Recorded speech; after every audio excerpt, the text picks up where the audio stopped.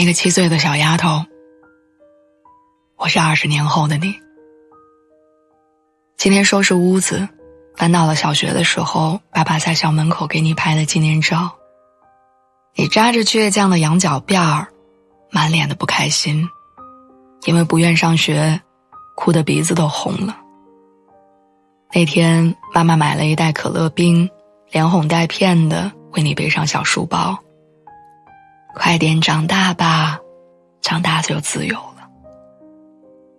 但你或许没有想到，总是叮嘱你千万不要撒谎的妈妈，那时居然讲的是一句谎话。事实上，长大没有她说的那么美好，很多以前你觉得理所当然的东西，对现在的我来说，都变成了奢望。生活中遇到委屈，你不能放声大哭，因为隔壁房间住的不再是爸爸妈妈，你任何放肆的行为都可能会干扰到合租室友。接到父母打来的电话，你不敢一股脑地把糟心的事儿全盘托出，因为你害怕他们担心。你要做的是提前擦干眼泪，然后故作轻松的只告诉他们好的那些。身体不舒服，你不再下意识地在家里躺平养病，一想到请假要扣钱，满勤奖也跟着泡汤，你就会强撑着按时起床，挤上地铁。而且长大居然还伴随着孤单寂寞，曾经紧紧握在手心的人，有一天会走远，会跟你彻底走散。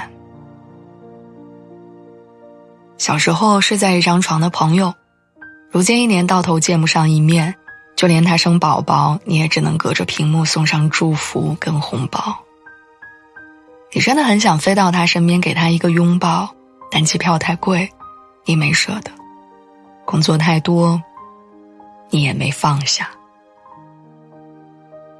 不仅如此，你还要面对许多棘手的事儿。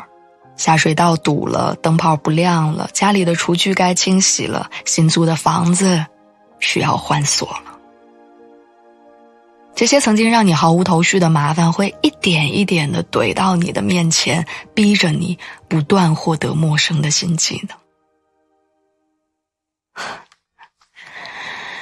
没错，长大时常伴随着灰心和丧气，但也有很多好消息，那就是长大之后的你终于翻身农奴把歌唱了。没有人规定不完成作业就不可以看动画片，也没有人要求晚上9点之前一定要爬上床乖乖睡觉。但即便如此，你依然没有过上无拘无束、无忧无虑的生活，因为你的人生总是不断出现新的条条框框。大四找工作，划不到底的职位列表，输入个人资料之后，最后筛选了12个符合的选项，性别、学历、身高、过往，有时就连当没当过志愿者都能成为一家公司拒绝你的理由。而这些有限的选择又会在时间的流转之下变得一天比一天狭小。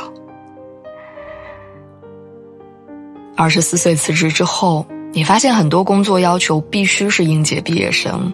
27岁想转行，你注意到心仪的岗位把入职门槛卡在了你已经错过的25岁。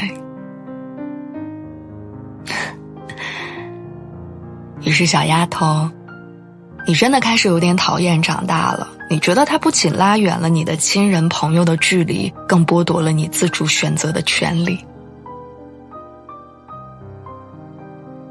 这样的坏情绪一直持续到有一天，你在书里看到了一句话：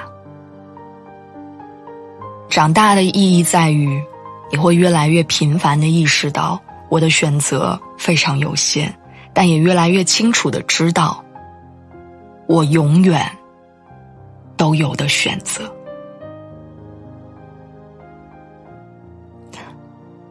长大确实扫兴，但它也公平。